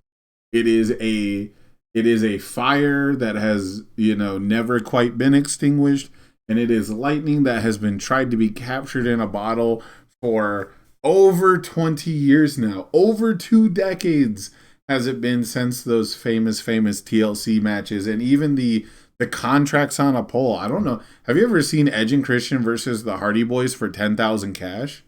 Yes, it's way better than it has any need to be. Doesn't it? Like, yeah, it is. It is It such slaps. a banger, and it stands the test of time. That's what's wild to me is the evolution of those of ladder matches more than any other. But I would say ladder and table matches both really. The evolution of those matches has not like drowned out the excitement for them. It is not like so much of wrestling feels like really played out, but or like a lot of stuff doesn't stand the test of time. It doesn't age very well. But those old school ladder matches, man, they really do. They really, really do. Ladder matches in general seem to. Table matches in general, but a lot less so because they really overdid the table match thing like late 2000s, but it is what it is. I love me a good table match, but you might as well just put it all together at that point because anytime you say we can't have something, we want it. So, Right. Anyway, But yeah, yeah, so man, I vibe with your love for this style of match. Continue. yeah, so this one match sparked us trying to get interested in Supercard of Honor, right? Like sparked us wanting to at the very least be hopeful, because I think I've done a pretty good job of not being a negative Nancy over stuff, which is absolutely going to rain on your parade for the last section of this podcast this week, because we devoted a lot of time to this Ring of Honor and a lot of this to speculating and researching and things like that. And as far as the main event goes, Samoa Joe and Mark Briscoe know each other real well. I imagine that match will be a banger. It's fucked up. It might have the chance to be like the worst match on the card. I think it'll still be better than maybe the women's world championship, because I don't know. It seems like there's always a language barrier whenever like Japanese wrestlers wrestle an American wrestler for like the first time.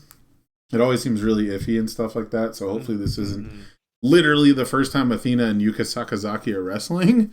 And even when they do, right? Like we've mentioned before with Asuka and Io Shirai and WWE and even Kairi, where it's like there's always something a little off. It seems like they're just not working super well together.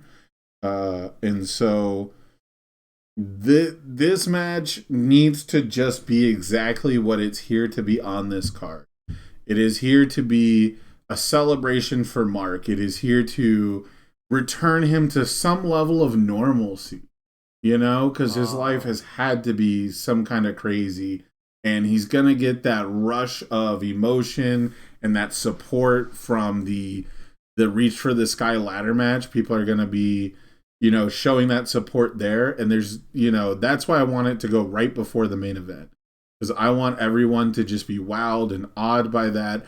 And I want him to be inspired and driven by that level of emotion that people get. So no matter what, I feel like that title, the Reach for the Sky ladder match, has to go on before Mark Briscoe has a match. Having him like go shower and then come back out, and because he's got to be a part of it somehow, right? Some part of the presentation he's got to be involved. Which is why I think a face has to win this match for the feel good moment of the century for probably the Lucha Brothers brother. Maybe, yeah. And then steamroll right into this main event where, yeah, man, I gotta be honest with you. Samoa Joe might be kind of losing a step. I don't know if he's certainly not the best he's ever been right now. Tony Khan sure has booked him real strong for someone who hasn't done anything outwardly impressive or over the top, huh? Well, apart from being an indie god, and somebody who deserves to be treated with absolute respect, it's true.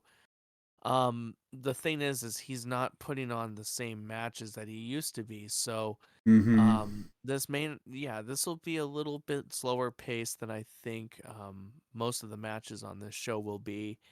And, I think you better give it to Mark Briscoe, right? And give him the biggest rush of his life, because Samoa Joe doesn't really need to be champion on top of so many things right now.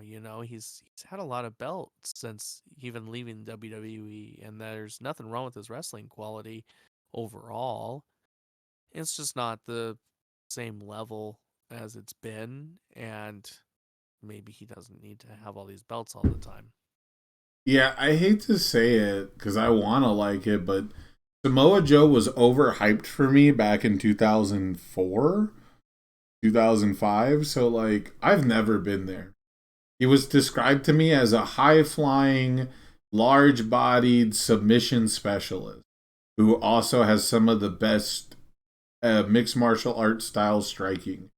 And, like, if he's part of your show and you're trying to put him over, obviously you're going to say all those things.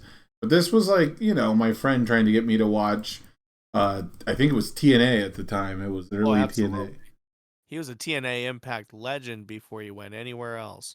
Yeah, so it was the kind of thing where I don't know. I've never been sold on what people say about him. I've never felt like the way that people describe him, he lives up to that image. But again, he was described to me that way like 20 years ago, so there's no reason why he should live up to that now. And to go back to what you were saying, to your point, he's not living up to that sort of imagery, so I don't think he needs a title belt. Right. Well, he's had 2 belts for a long time, and he just dropped one. Now he can drop another, and maybe And just it's Mark's night, bro. Yeah, I agree. It It's seems Mark's really night. brutal. It would seem really brutal to do that to anybody, and not let them have the big moment, right? Absolutely. So I think that Mark gets to have the main event. Now, I don't think that that's how they'll book this at all.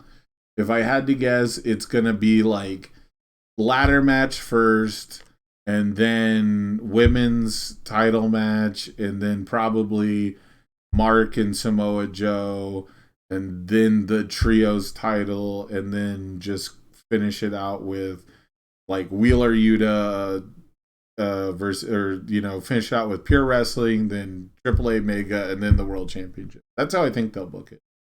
But I think you put the tag match on second to last because I think it's the real main event. I think it's the thing people are really excited for. And I think you give Mark the spotlight, you give him the main event, so that way you can position the ladder match before his match, and the show should end with him in the ring.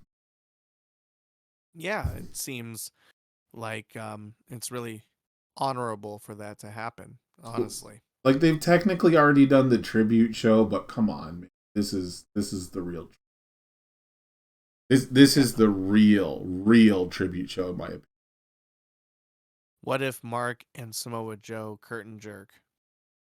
Gosh, that's got to be like a specific planning.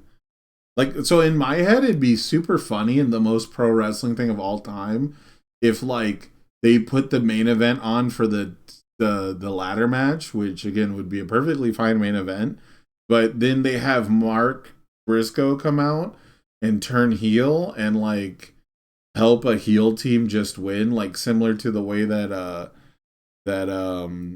was it the Faction and Go Burn? Don't even try. They could win, right? Yeah, those are bad guys. I put them as like I put them as the most likely to win. Yeah. Yeah, exactly. So maybe that's the secret. That'd be stupid, but it's possible. Like, I'm definitely leaving it on the table. It'd be a very wrestling thing to do. But yeah, like similar to the way that MJF won the stupid poker chip or whatever. Like, just have like a full downer note, But that I don't think that's gonna happen. That doesn't seem like a good time to happen. And indie wrestling, Ring of Honor in general, stuff like that. It's not really about faces and heels as much. It's a lot about putting on the best possible match.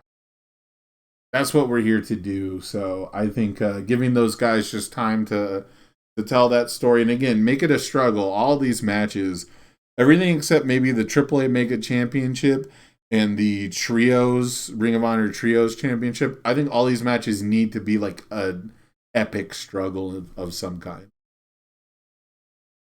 Oh yeah, please make sure that the scale of each match is set all the way up to epic, Mhm. because they're here to prove that their presence is valuable in the wrestling world today. And I wish I was taking it in with you, Sam. I'll be honest. If I wasn't working till 8:15 that night, I'd say, come on over and let's do it. And maybe we will. Let's see what happens in life. But Warren Sprague wants to do it with Sam. Proof he hates women. We should move on to we should move on to WrestleMania because we're pretty much out of time, I think, to really talk about it, and that's good because I don't actually know what matches are on WrestleMania. Is there an actual like fucking card that's out there? Like the only things I know for sure that have been announced is Roman Reigns versus Cody, Charlotte versus Rhea Ripley, and Seth freaking Rollins versus Logan Paul. What the fuck else is happening at WrestleMania?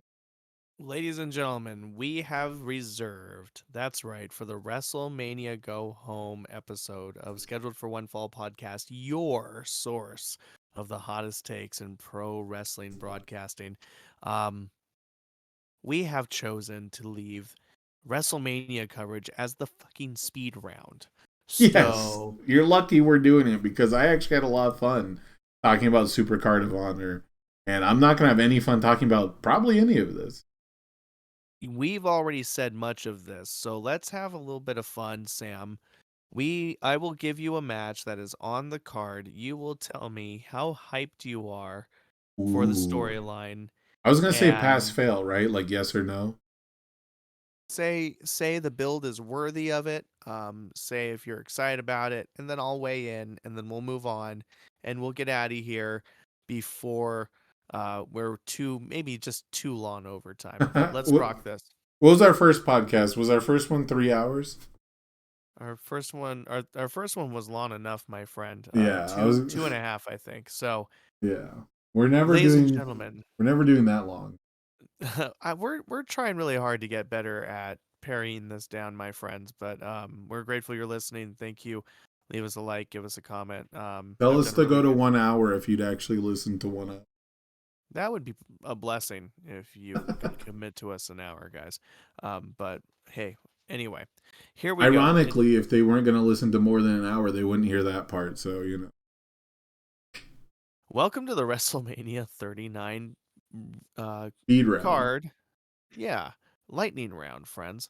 So right off the bat, let's go with this one. Rey Mysterio versus Dominic Mysterio is on the card. Ooh, the very last segment finally brought some reality to it. Mm-hmm. I thought they actually did such a good job. Makes me wonder why they didn't do that, like, I don't know, a month ago and then actually build the fucking match? Why did they wait till the last fucking show or the second to last show to build the fucking match? I get the story as Rey Mysterio doesn't want to fight his son. Sure, we heard that for way too long. So I'm going to give this one a no because I'm doing a pass fail. And they really had a chance to. And I really want to say that they did a good job at the end, but it's too little too late, my guys.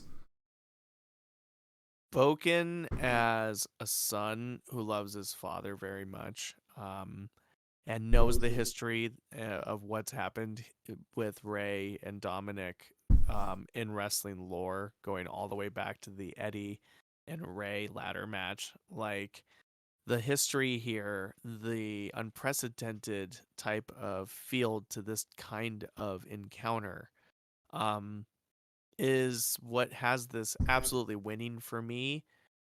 Even without like having the payoff like mean all that much to me, because I've seen this coming a while. But I love the pairing. I think it's really an exciting opportunity for either Dom to get the biggest win of his career and really start cementing That's saying a lot. um I mean, it's not saying much with the career he's had, but that's the thing. Like beating your dad and helping him along the way to what could be his, retirement run is one thing.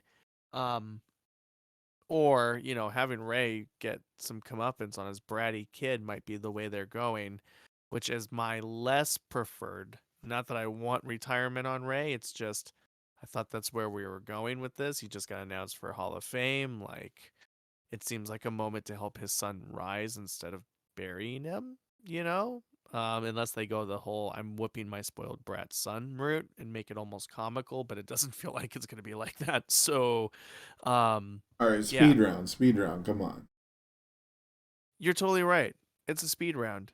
It's Rey Mysterio, who I think should get the opportunity to put over his son. Oh my God. Yep. Moving forward. Otherwise Hey. known as the poor man's Ray Phoenix. I fucking said it. Next one, speed round. You can't argue with me. Braun Strowman and Ricochet versus the Street Profits versus Alpha Academy versus the Viking Raiders in a fatal 4-way tag team match. Oh, which titles are they going for? There isn't a title on the line. Wow, who cares? Next.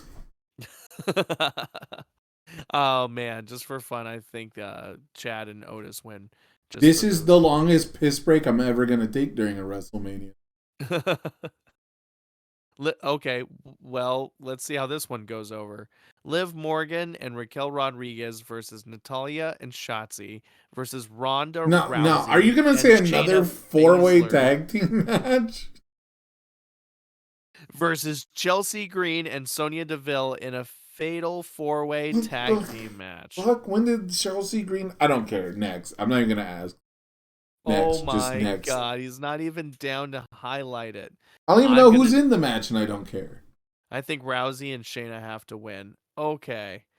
Let's go with... It's a nothing match. It's a time-wasting match. It could be the best match of the night, and I still won't care. How about we do Trish Stratus, Lita, and Becky Lynch versus Damage Control? Oh, man. You know it's fucked up when they bring back Lita, and I care more about Damage Control. But this is also a skip. This is a no. Damn, not excited at all. They're not going to be able to wrestle. It's just going to be Becky Lynch getting her ass beat for 20 minutes and then making like a hot tag. It's not even for the titles. It's a 3 versus 3. You said Trish is in it? Yes. Oh, who the fuck cares? Get him out of here. This is going horribly for WWE's master build. Oh, here's my favorite match of the night. Brock Lesnar versus Omos. That's not a real match. I hope not. I hope that is not exciting to me at all. I really don't. Did you think Goldberg versus Brock Lesnar was disappointing? Well, have I got the match for you, pal? Dude. Next. Omos is going to win. Let's see. How about we do Edge versus Demon Finn Balor in the Hell in a Cell match? This one has the most chance to surprise me, but I'm going to say no, because the question was, am I excited and for the build up for it? This has the chance to be cool, but God, this feud is taking way too fucking long, and I swear to God, if somebody interferes by entering this hell, if they leave it and get on top and go crazy, whatever, I can be appeased by that, but if someone breaks into this Hell in a Cell, I'm going to lose my shit. Demon Finn Balor all the way. I'm excited to see him as a heel and see what it brings out of him. That could be really exciting and a different shade of Finn that we haven't seen yet, which we really need, if you ask me, please. Okay. Let's go to a title match that's really lost momentum in its build, if you ask me. Charlotte Flair versus Rhea Ripley. Did they do any segments or promos? I feel like this Rhea Ripley won the Royal Rumble, and then they went, wow, we really need you to make Dominic Mysterio not look like a bitch. I mean, that is very true of what they were like, wow, Judgment Day really needs the only star in the stable to be there. She hasn't done any women's wrestling shit.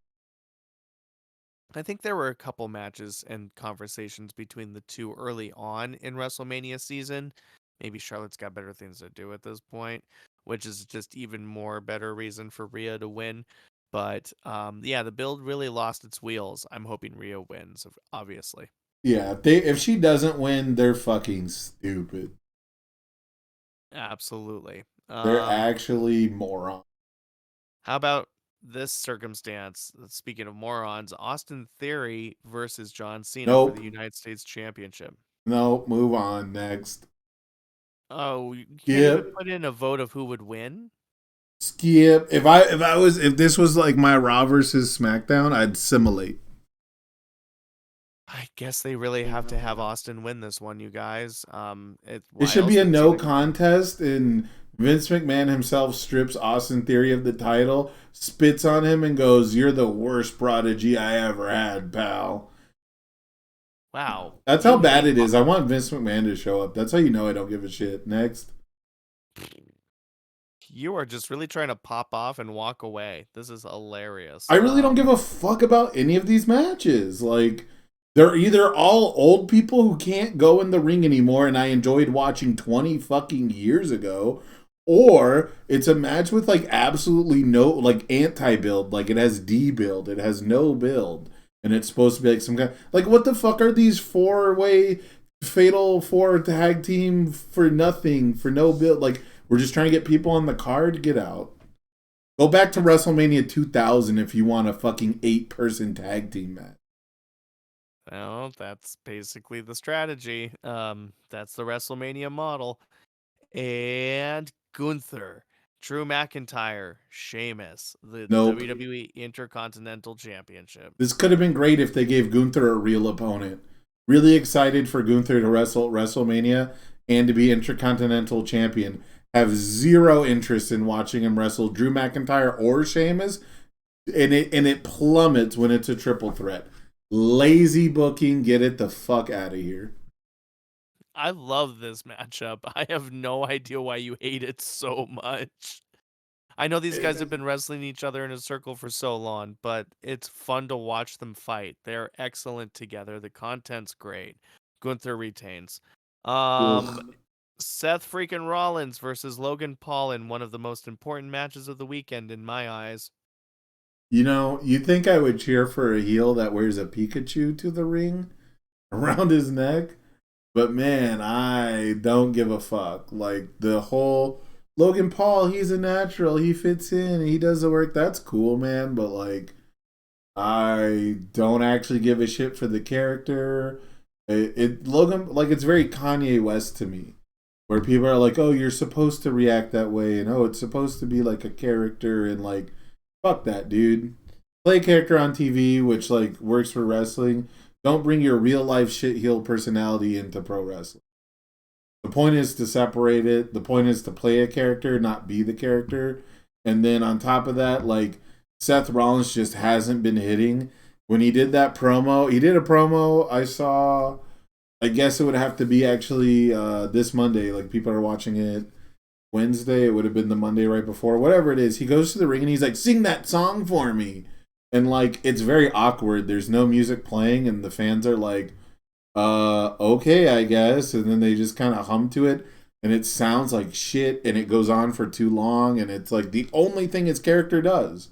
It's all of Seth Rollins' character is going, ha ha ha ha ha, with this corny Disney villain laugh and having people hum his theme music, the offbeat.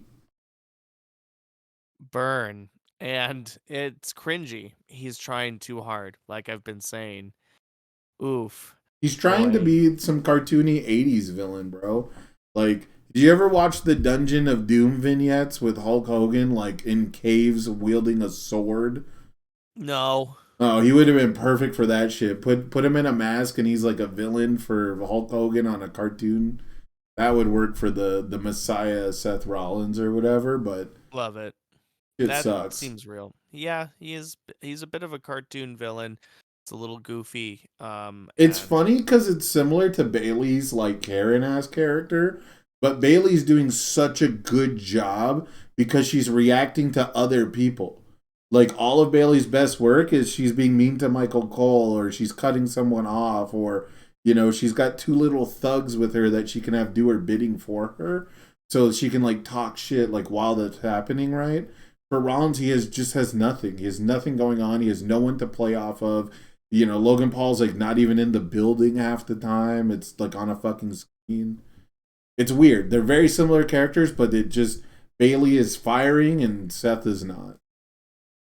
Damn, losing traction is Seth freaking Rollins. Is this the moment where his entire career flashes before his eyes as he puts over Logan Paul as a true top of the card threat? Ugh. Yikes. I Oh, did like the no. part where he said, "If I lose to you, I'm a failure," or whatever. Like he's like, "If I can't beat you, like Sounds right. I should quit." So luckily, they didn't make it a loser leaves town match, or else that would spoil the ending. Well, speaking of endings, we're down to only main events of evenings to account for you. Bianca Belair versus Asuka.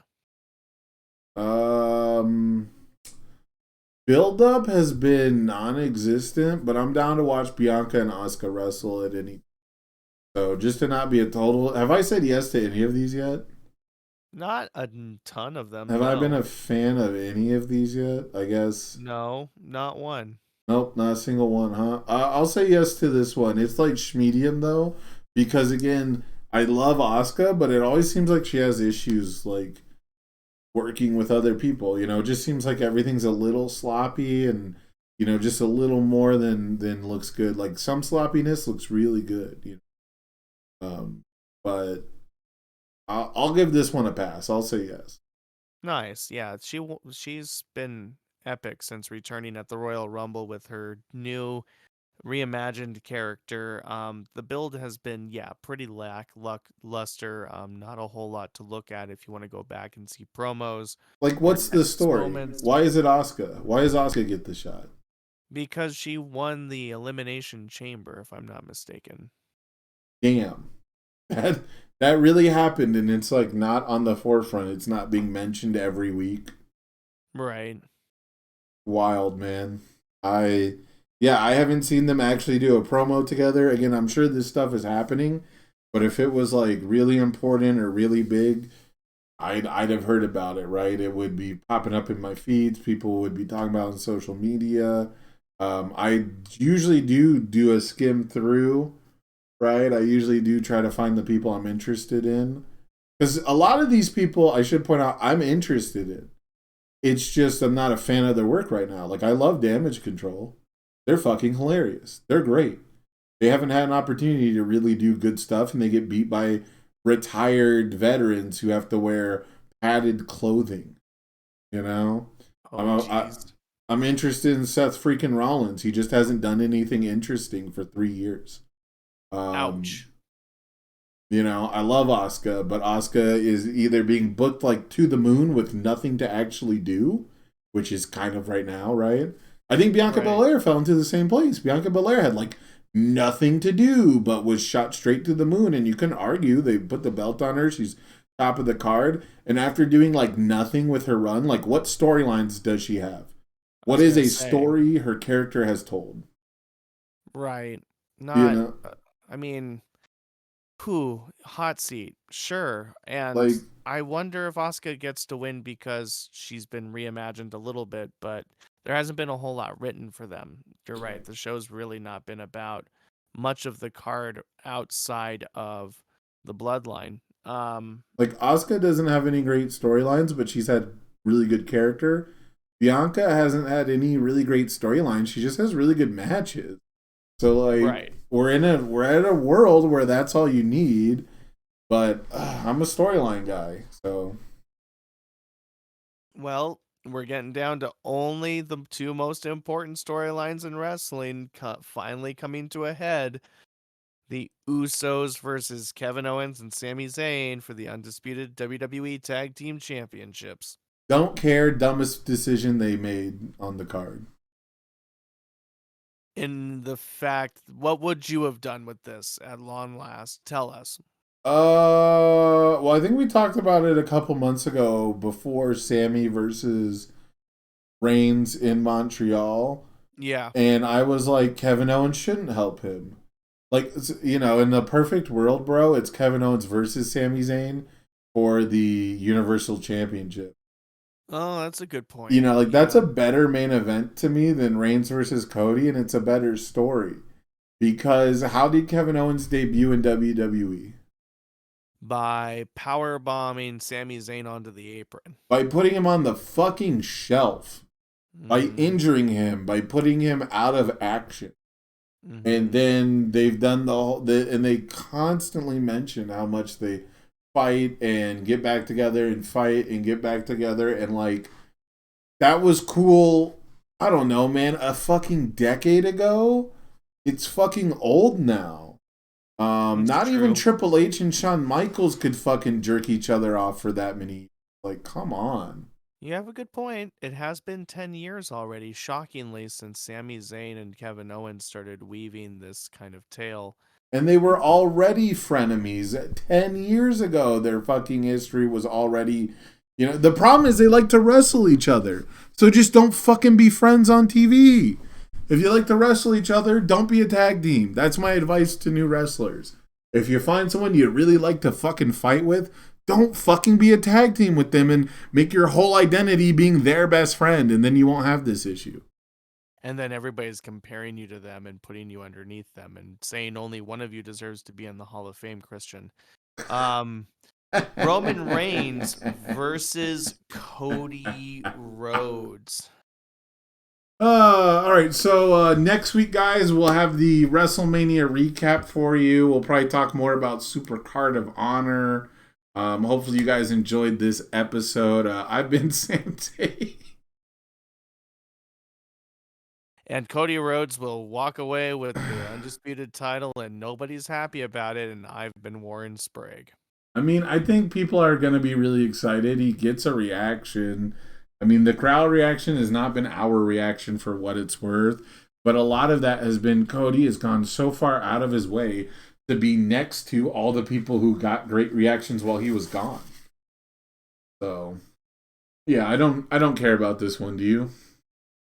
I've done my best to believe that Cody is ready to be my top star, and for some reason, you know, I think he needs to be humbled. And it's not going to come. I think they're really going to give it to him. So, whew. That's a good word for it, humbled. You said last time that he was entitled, and I really like that word for it. That was really a good way to put it. That sums it up. That was his problem in AEW. He was the EVP, and people thought he was entitled. And you're right. He needs to be humbled. He needs to be humbled. Reminded that Roman's the superior superstar still.